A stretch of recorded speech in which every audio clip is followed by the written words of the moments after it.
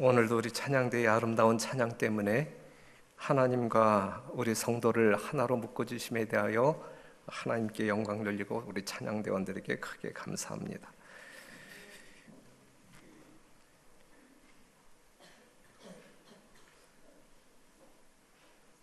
나는 어떤 빛인가?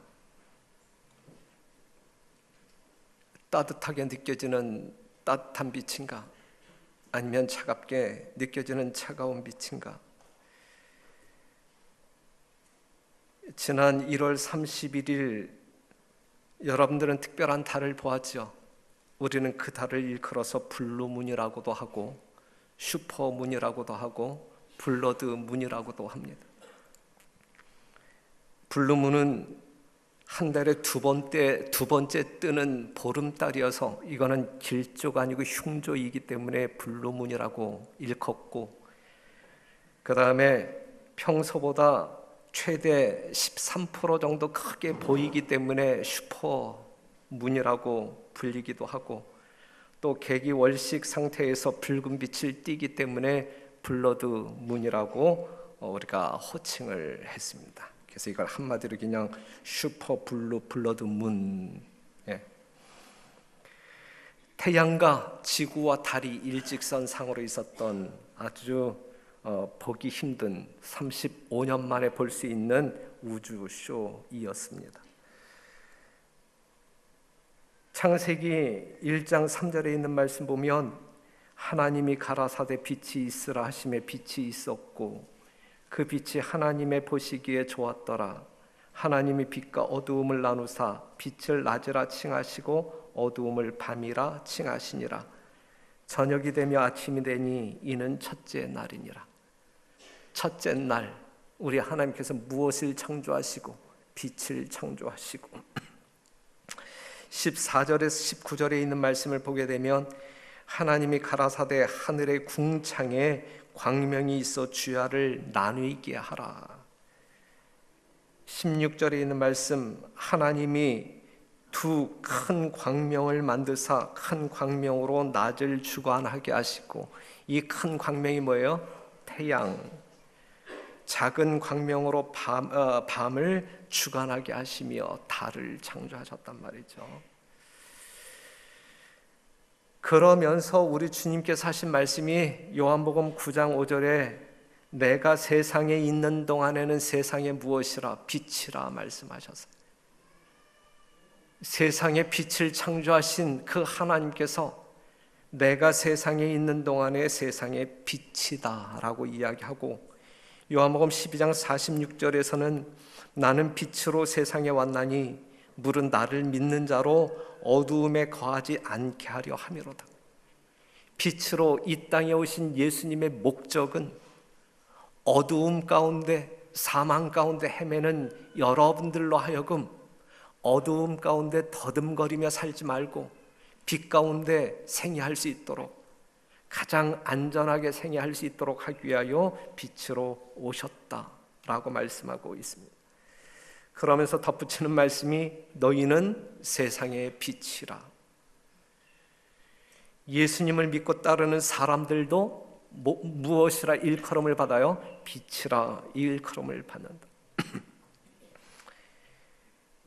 달이 태양을 받아서 반사하는 빛을 내듯이 의의 태양 대신 예수님에게 빛을 받는 여러분들이 그 빛을 반사하는 빛이 되어야 할 것입니다. 성경에 빛에 대한 말씀이 많이 나오지만 대부분 밝게 비추는 기능으로 나타나요. 누가복음 11장 35절에 그러므로 내 속에 있는 빛이 어둡지 아니한가 보라 그랬어요. 자, 이 시간에 한번 점검해봐요. 각자 여러분들 심령 가운데 있는, 여러분들 안에 거하고 있는 빛이 어두운지 아니면 밝은지 한번 봐라 그랬어요. 봐라.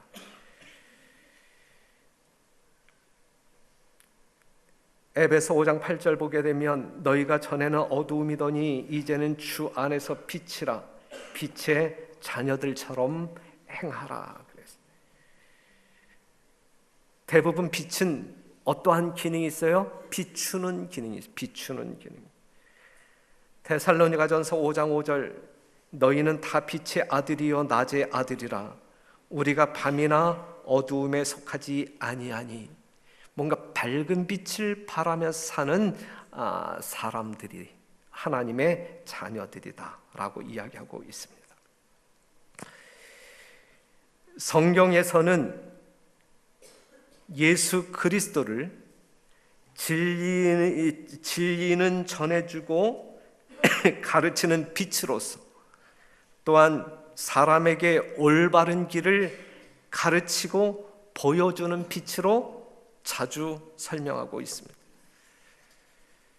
하지만 예수님을 따뜻한 빛으로 설명한 구절은 성경 가운데 우리가 발견할 수 없어요.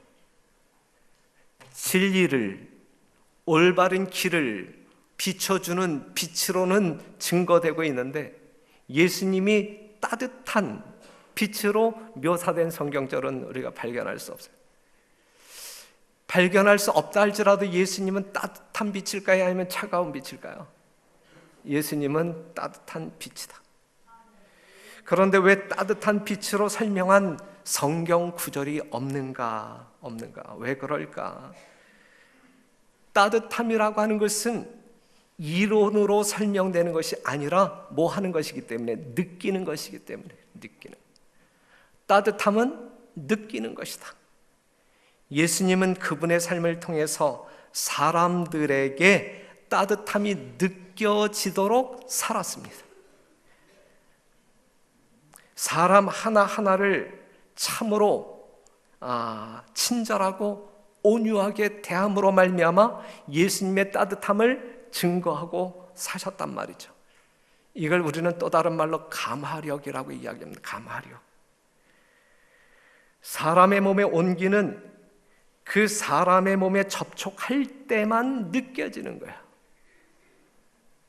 한 사람의 감화력은, 그 사람의 따뜻함은 그 사람과 가까이 접촉할 때 느껴지는 것입니다. 여러분들이 들어오실 때에 제가 문 앞에 서서 악수하잖아요. 옛날에 많은 분들이 악수하면 목사님 손이 차요. 이제. 그런데 요즘 들어오시면서 여러분들의 인사를 목사님 손이 따뜻해서 좋아요 라고 이야기해.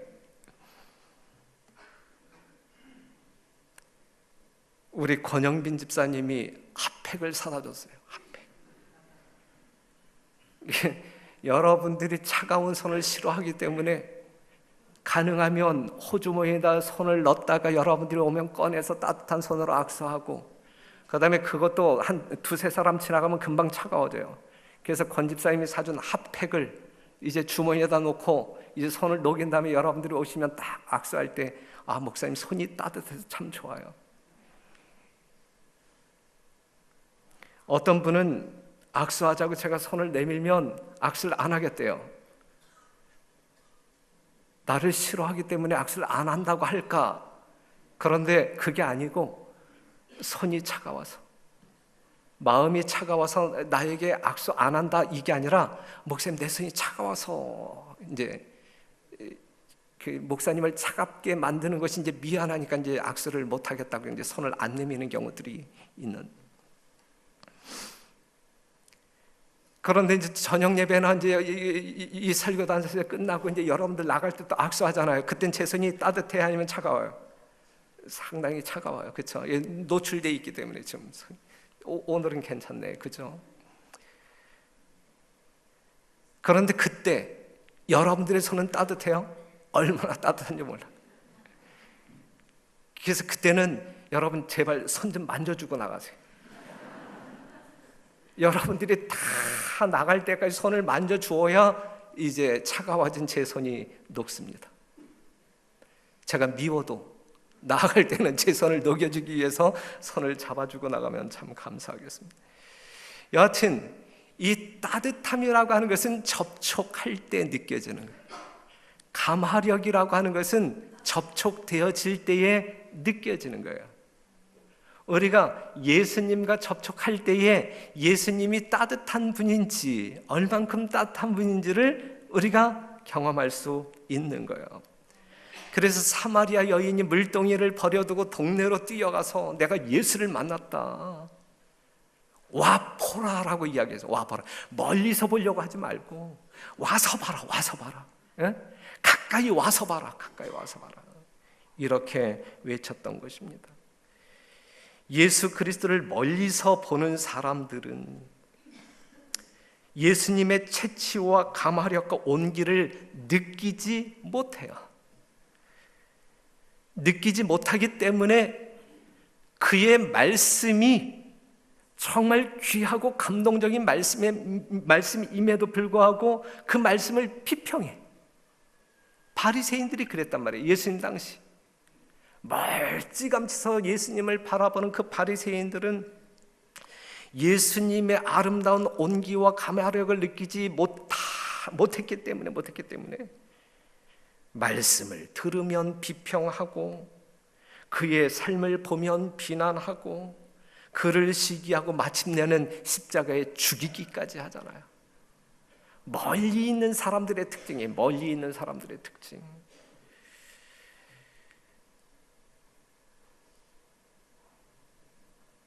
하지만 예수님과 함께 살면서, 예수님과 가까이 하면서 예수님의 따뜻한 감화력으로 말미암아 심령이 변화되어진 사람들은 예수님이 이 세상을 떠났을 때에 정말 하나님의 복음이 전혀 들어가지 아니한 그 로마 전역을, 정말 우상 숭배의 도가니 가운데 빠져있는 로마 전역을 그리스도의 놀라운 복음으로 만들어버리지 않습니까? 가장 오랜 세월 동안 예수 그리스도의 복음을 열정적으로 전했던 사람이 사도 요한입니다. 사람들은 그를 사랑의 사도라고 부르잖아요. 요한일서 4장 7절에 있는 말씀 보면 사랑하는 자들아 우리가 서로 사랑하자. 누가 한 말이에요? 누가 증언하는 말이에요? 사도 요한이.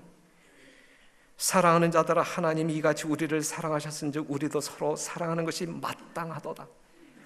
사도 요한은 입만 열면 누구를 이야기하는 거예요? 예수님을 이야기하는데 그 예수님이 무엇을 이야기하고 있어요? 사랑을 이야기하고 있어요. 사랑을. 하지만 이렇게 사랑을 노래하는 요한이 원래부터 사랑의 사람이었느냐라고 이야기할 때, 여러분들이 오늘 역사의 뒤안길에서 이 사도 요한을 사랑의 사도라고 칭찬하면서 존경하지만 사도 요한이 처음부터 사랑의 사람이었느냐 이거지. 아니잖아요. 아니잖아요. 마가복음 3장 17절에 있는 말씀을 보게 되면 또 세베대의 아들 야고보와 야고보의 형제 요한이니 이 둘에게는 보아너게 곧 우레의 아들이란 이름을 더하였더라. 요한은 원래 차가운 사람, 성급한 사람이에요. 냉혹한 사람이었어요.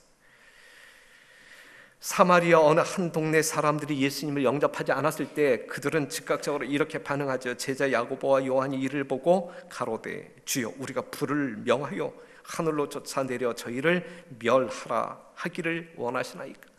이 정도로 냉혹하고 성급한 사람이었어요.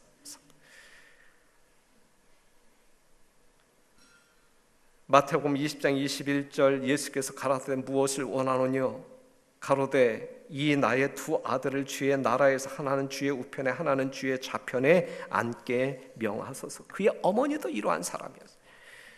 그런데 이러한 요한이 뭐 했다고요? 변했다고요. 요한이 변할 수밖에 없었던 그 주요 원인이 무엇이냐라고 이야기할 때 그는 예수님과 가까이 하는 사람이었어요.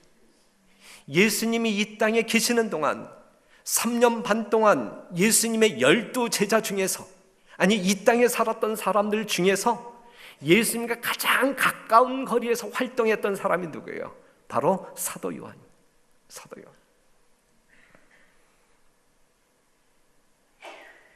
요한복음 21장 20절에 있는 말씀 보면 베드로가 돌이켜 예수의 사랑하시는 그 제자가 따르는 것을 보니 그는 만찬석에서 예수의 품에 의지하여 주여 주를 파는 자가 누구 오니까 묻던 자로라. 지금 요한복음 21장 20절에 있는 말씀 하나 본다 할지라도 다른 사람들보다 예수님과 가장 가까이에 있었던, 정말 예수님의 숨소리를 들으면서 예수님의 체온을 가장 강하게 느꼈던 사람이 있었다고 하면 바로 사도 요한입니다.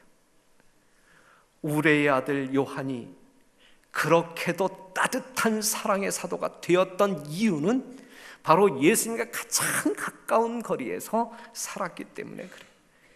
항상 예수를 가까이 모시고 살았던 결과입니다. 그의 말씀을 듣기만 한 것이 아니고 항상 그분을 생각하고 그분의 말씀에 순종하며 그와 동행하는 생활을 하였기 때문에 사도 요한은 정말 사랑이 충만한, 그리하여 그를 보는 사람들마다 사랑의 사도라 별명을 붙일 수밖에 없는 사람으로 변화되었다라고 하는 사실이죠. 이러한 사실 앞에서, 역사적인 사실 앞에서 한번 우리 자신을 생각해 봅시다. 나를 생각해 봅시다. 나는 빛인가? 나는 빛이신 예수 그리스도를 진정으로 영접하였는가? 나는 예수님이 가르쳐 주신 진리를 참으로 좋아하는가? 비록 인간적으로 약점과 허물이 많지만 주님이 가르쳐 주신 그 진리를 따라서 살고 싶은 마음이 나에게 있는가? 나는 정말 빛인가? 생각해보자, 이것이죠. 요한복음 3장 19절, 그 정죄는 이것이니 곧 빛이 세상에 왔을 때 사람들이 자기 행위가 악함으로 빛보다 어두움을 더 사랑한 것이니라. 악을 행하는 자마다 빛을 미워하여 빛으로 오지 아니하나니 이는 그 행위가 드러날까 함이요 진리를 쫓는 자는 빛으로 오나니 이는 그 행위가 하나님 안에서 행한 것임을 나타내려 함이라 하시니라 그랬거든. 여러분들은 빛을 싫어하는 분들인가 아니면 좋아하는 분? 그렇기 때문에 여러분들은 빛이신가? 정말 빛이신가? 누가복음 11장 35절 다시 한번 읽어드리면 그러므로 내 속에 있는 빛이 어둡지 아니한가 보라 그랬어요. 뭐라고 대답하시겠습니까? 여러분들 안에 있는 빛이 어두운가 아니면 밝은가? 차가운가 아니면 따뜻한가? 나는 생명을 가진 빛인가? 사람이나 식물이 태양빛을 외면하면 살아요, 죽어요? 죽습니다. 지금 이 단상에 있는 이 화분이 이제 낙엽이 이파리가 지금 떨어지고 있는데 이 뭐가 부족해서 그런 것 같아요. 네? 태양빛 속에 하나님이 부여하신 무엇이 있음을 증명하고 있어요. 생명력이 있음을 말해주고 있어요. 진리의 빛을 가진 사람들은 이웃에게 생동감 있는 영향력을 미치게 됩니다. 이게 가마력이죠. 이게 가마력. 그 사람이 살아가는 모습이 다른 사람이 볼 때 좋아 보이는 거예요. 좋아 보이는 거예요. 그 사람과 가까이 지내고 싶어지는 마음이 생기는 거예요. 그 사람이 다니는 교회에 같이 다니고 싶어하는 마음이 생기는 거예요. 이게 전도란 말이죠. 이게 생활 전도고 이게 관계 전도고. 그래서 전도는 계속적으로 말씀드리지만 보여주는 것이다. 그리스도의 생애는 언제나 넓어지고 있는 무제한의 감화력, 즉 당신을 하나님과 온 인류에게 연결시키는 감화력을 가졌었다. 예수님에게는 이러한 능력이 있었단 말이죠. 하나님께서는 그리스도를 통하여 사람이 자기 자신만을 위하여서는 살 수 없게 하는 감화력을 주셨다. 개인적으로 우리는 우리의 동포들과 연락되어 있어 하나님의 크신 가족의 한 부분이 되나니 우리는 상호 간의 의무를 지고 있다.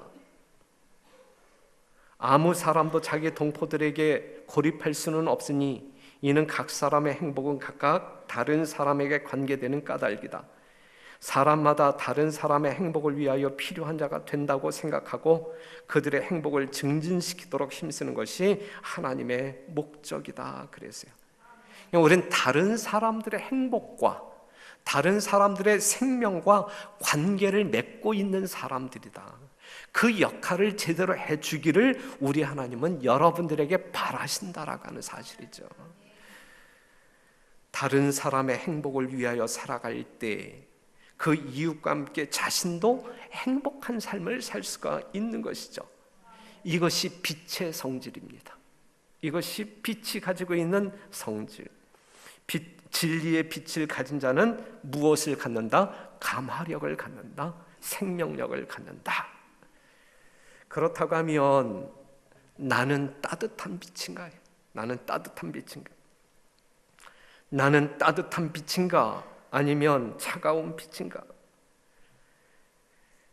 진리를 믿지 않으면서 진리에 대하여 말할 수 있어요, 없어요? 진리를 믿지 아니하면서 진리에 대하여 말할 수 있다 이죠. 자기는 진리에 순종하지 아니하면서 진리에 순종해야 한다라고 말할 수 있어요, 없어요? 말할 수 있다 이것이죠. 그러한 원칙을 말할 수 있다. 빛은 낼 수 있지만, 빛이 무엇인지 보여줄 수는 있지만 빛이 지녀야 할 온기, 따뜻함이 없이 차가운 빛을 발하게 될 때 이것은 좀 문제가 있다. 그럴 수는 있는데 이것은 문제가 있다 이것입니다. 하나님이 우리에게 비추어 주신 진리의 빛을 바르게 전하기 위하여 여러분 개인적으로 생각할 때 최선을 다했다라고 말할 수 있죠. 그리고 늘 부족함을 느끼지만 그 빛을 따라 살기 위하여 애써왔다라고 말할 수 있겠죠.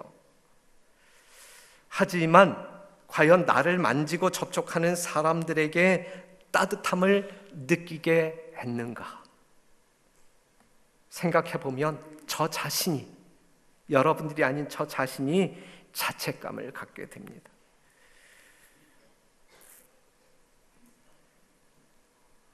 여러분들이 생각하시는 대로 저는 상당히 까칠하죠. 성깔이 있죠. 까칠합니다. 맨 처음에 교회에 부임하게 되면 정말 이제 어떤 우리가 뭐 이렇게 접촉하면서 서로를 알기 전까지는 목사님은 뭐 조폭 같아요, 뭐 형사 같아요, 눈매가 매서워요. 한번 제대로 된 눈매를 한번 보여줘 볼까요? 우리 집사람도 두려워 떠는 제 눈매.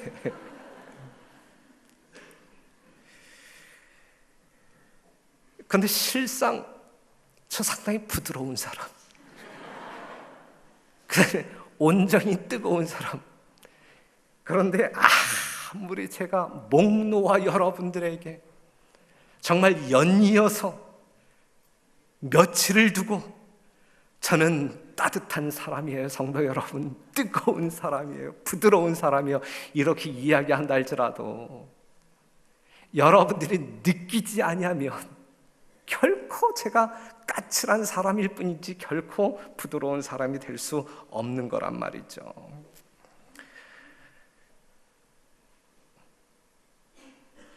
멀리서 보면서 담임 목사 평할 때 까칠하다 평하지 말고 가까이 와서 접해본 다음에 평가하세요.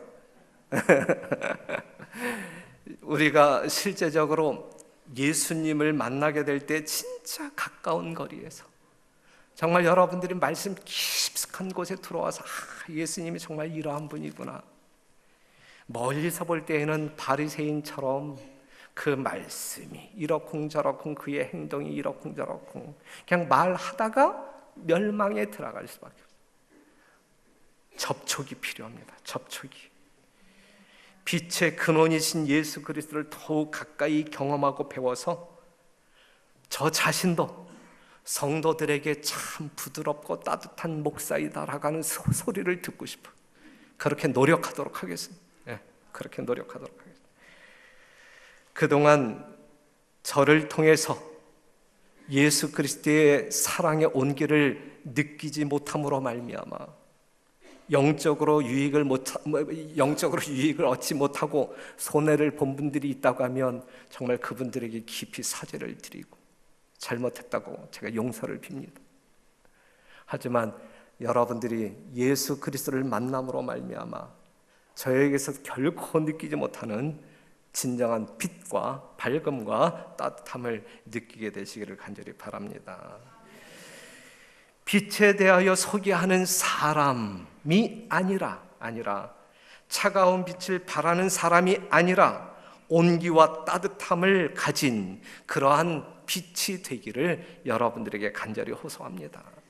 너희는 세상의 빛이라 그랬잖아요. 그런데 어떠한 빛이냐고요? 여러분들은 어떠한 빛이냐고요? 저는 어떠한 빛이냐고요? 정말 빛은 빛인데 차가운 빛이냐? 아니면 따뜻한 빛이냐? 빛에 대하여 소개하는 사람이 아닌 그 따뜻한 빛을 느끼게 해주는 여러분과 제가 되기를 간절히 호소합니다. 그렇게 될 수 있는 방법은 누구처럼 사는 거예요? 요한처럼 사는 거예요. 요한이 어떻게 살았다고요? 예수님과 가까이 지내는 것입니다. 예수님과 가까이 지내는 거예요.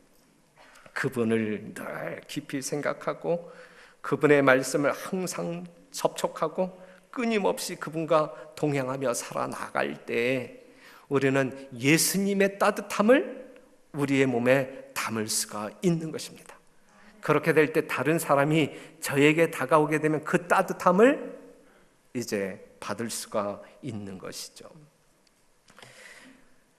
말라기 4장 2절에 있는 말씀, 내 이름을 경외하는 너희에게는 의로운 해가 떠올라서 치료하는 광선을 바라리니 너희가 나가서 외양간에서 나온 송아지 같이 뛰리라 그랬어요. 예수님은 어떠한 광선을 바라는 빛이에요? 치료하는 광선을 바라는 빛이다. 치료하는 광선, 그것이 무엇일까? 그것이 제약회사의 표어가 이러한 표어가 있었는데 어떤 표어냐면 최선의 약은 무엇이다? 사랑이다. 최선의 약은 사랑이다. 사랑. 동의하십니까? 예. 하나님을 경외하는 사람들은 그리스도의 사랑을 느낄 것입니다. 그리스도의 사랑을 느끼지 못한다고 하면 우리는 결코 그리스도인으로 거듭났다고 말할 수가 없는 거예요. 그리스도의 사랑을 느끼지 못한 사람들은 결코 거듭날 수 없는 거예요.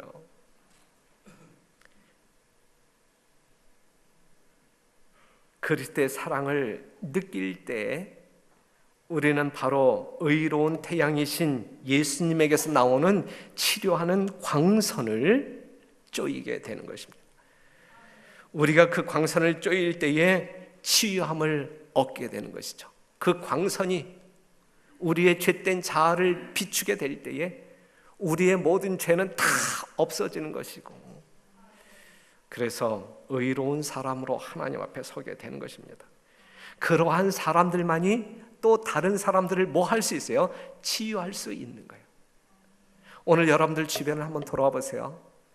뭔가 상처를 입고 나음받기를 원하는 성도들이 있을 수 있어요. 그렇죠? 네. 우리 별내교회는 늘 예수님 때문에 지족하는 마음으로 늘 하늘의 평안 가운데 살지만 하지만 사단이라고 하는 존재가 우리의 마음 가운데 뭔가 쓰라림을 가져다 준, 그래서 뭔가 따뜻한 치유의 능력이 필요한 성도들이 분명 우리 중에 있을 것입니다. 그러한 사람들 치유할 수 있는 책임이 우리에게 있단 말이에요. 주변에 있는 여러분들에게 있단 말이죠. 그러한 사람들에게 예수님에게서 얻은 치유의 광선, 사랑의 빛을 증거하심으로 그 마음이 치유함을 받아서 집에 돌아갈 수 있도록 여러분들이 힘써 주시기를 부탁드리겠습니다. 베드로전서 1장 16절 기록하였으되 내가 거룩하니 너희도 거룩할지어다.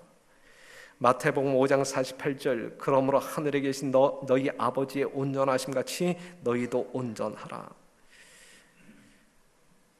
뭐 하자는 이야기예요? 사랑을 배우자는 이야기예요. 사랑을 우리가 알고 실천하자는 이야기예요. 마태복음 5장 43절 또 내 이웃을 사랑하고 내 원수를 미워하라 하였다는 것을 너희가 들었으나 나는 너희에게 이르노니 너희 원수를 사랑하며 너희를 핍박하는 자를 위하여 기도하라. 그래서 의의 태양 되신 예수님께서는 악인이나 선인이나 의인이나 악인이나 모두에게 태양과 그쵸 해와 비를 골고루 나누어 주신단 말이죠.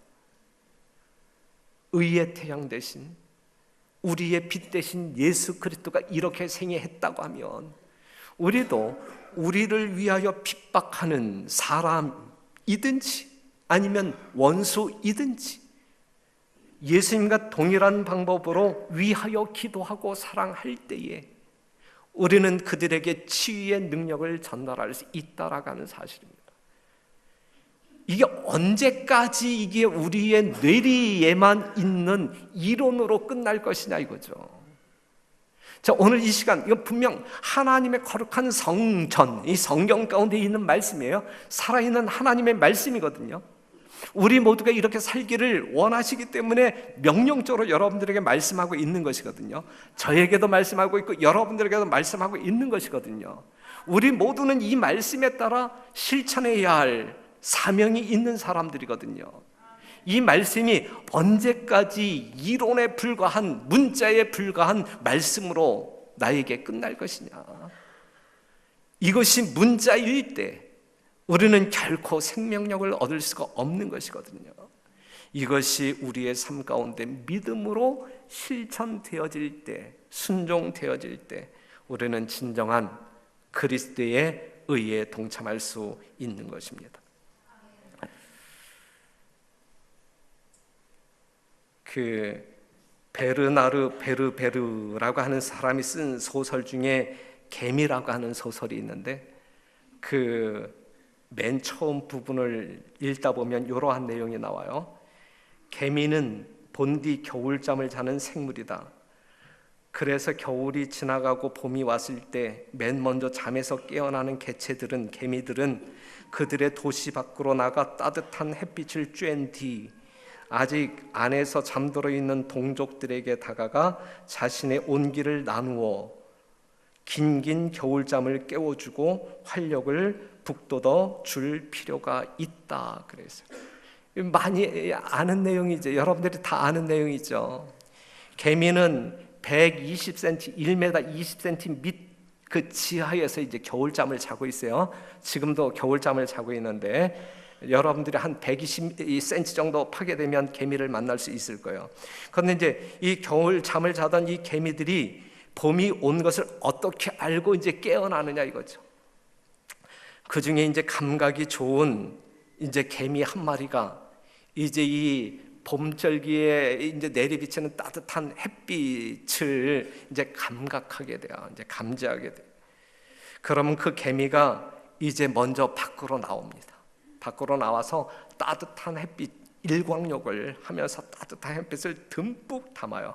그리고 자기의 몸을 따뜻하게 데운 다음에 이제 다시 굴 속으로 들어가서 다른 개미를 꼭 껴안습니다. 꼭 껴안으면 그 이제 이 열기가 그 개미에게 전달됨으로 말미암아 겨울잠을 자고 있던 그 개미가 깨어나요. 그 열기 때문에 깨어나요. 그럼 그 개미와 함께 다시 밖으로 나와서 둘이 함께 일광욕을 하죠. 그럼 몸을 데운 다음에 두 마리가 다시 들어가서 또 한 마리씩 이제 끌어안고 그 열기를 전해. 그럼 또 네 마리가 또 이렇게 다시 나와. 이런 식으로 해서 이 겨울 잠을 자던 뭐가 개미가 이제 깨어난다. 별내교회 성도들의 모습이 그래야 되지 아니할까? 예? 정말 영적으로 잠들어 있는 우리들의 삶 속에서 먼저 그리스도의 의의 태양 되신 그리스도의 아름다운 사랑으로 말미암아 깨어난 성도가 혹 여러분 중에 있다고 하면 정말 그 따뜻한 열기를 받아서 아직도 어두움 가운데 겨울잠을 자고 있는 성도들을 꼭 껴안아 줌으로 말미암아 그 또한 겨울잠에서 깨어나고 영적인 잠에서 깨어나고 그 영혼이 또 다른 영혼을 품어서 영적인 잠에서 깨어날 수 있도록 할 때에 정말 빠른 시간 내에 기하급수적으로 모든 성도들이 깨어나 정말 위를 쳐다볼 수 있는, 그리하여 주의 오심을 맞이할 수 있는 놀라운 역사가 일어나지 아니할까 생각되어집니다. 그러한 성도 여러분 되시기를 간절히 바랍니다. 그러기 위해서는 우리는 정말 그리스도로 말미암는, 사랑으로 말미암는 따뜻한 온화한 사람이 되어야 할 것입니다. 여러분들의 목사가 까칠하다고 해서 여러분들도 까칠한 사람이 되어서는 안 되고, 여러분들이 먼저 따뜻한 사람 되어서 목사를 녹여주는, 그래서 목사도 따뜻한 사람으로 변화될 수 있는 놀라운 역사가 있다고 하면 제가 이 별내교회에 와서 얻어가는 게 있지 않겠어요? 그렇죠?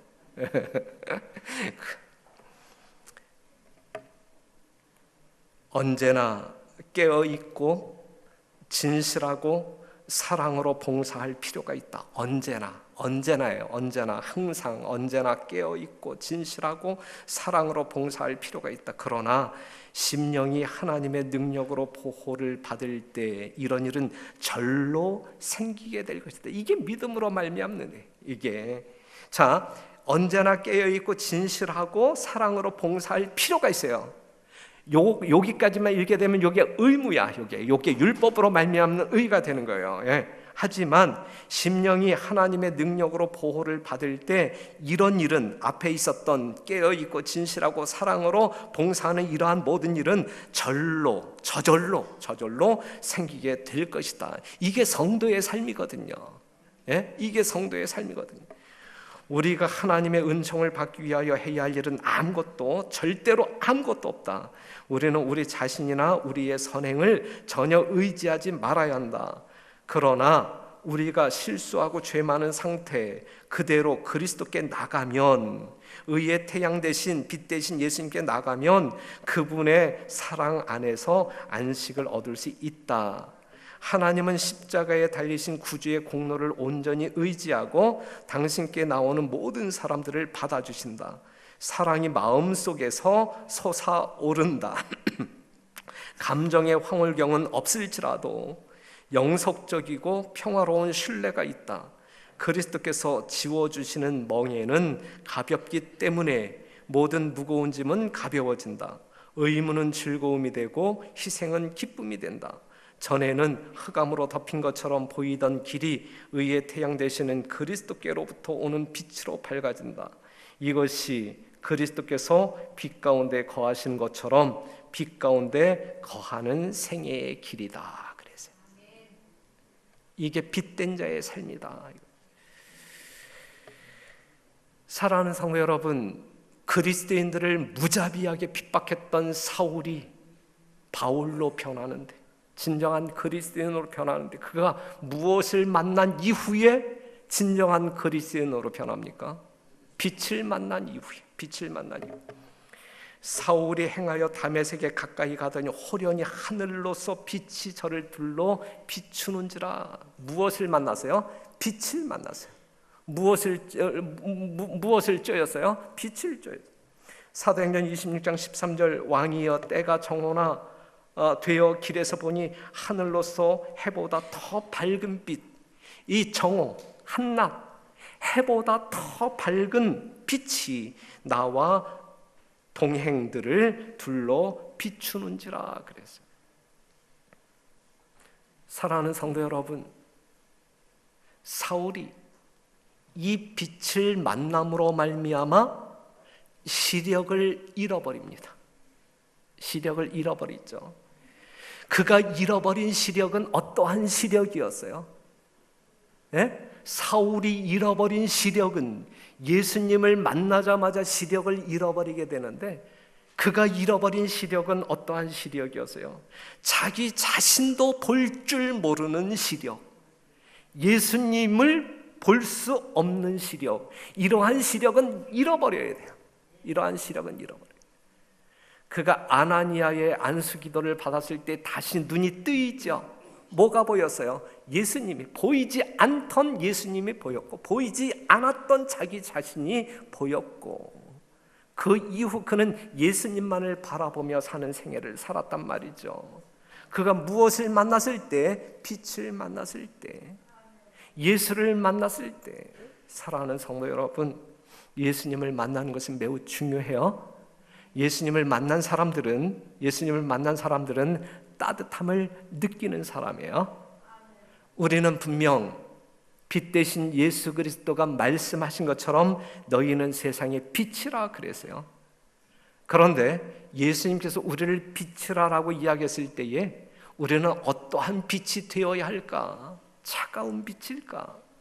머리로만 아는 이론적인 신앙인일까? 종교인일까? 아니면 정말 예수 그리스도가 살아있음으로 말미암아 그를 의지하여 살며 기동하는 정말 생명력 있는, 온기가 있는, 따뜻함이 있는, 그리하여 그 사랑이 전달되어질 때에는 다른 영혼들도 살리고 내가 더 행복해지는 그러한 빛이어야 할까? 모쪼록 별내교회 성도 여러분, 빛이면은 틀림이 없어요. 거룩한 진리를 가지고 있는 사람들이면 틀림이 없어요. 하지만 생명력 있는 따뜻한 빛이 되기를 간절히 바라면서 말씀을 마치겠습니다.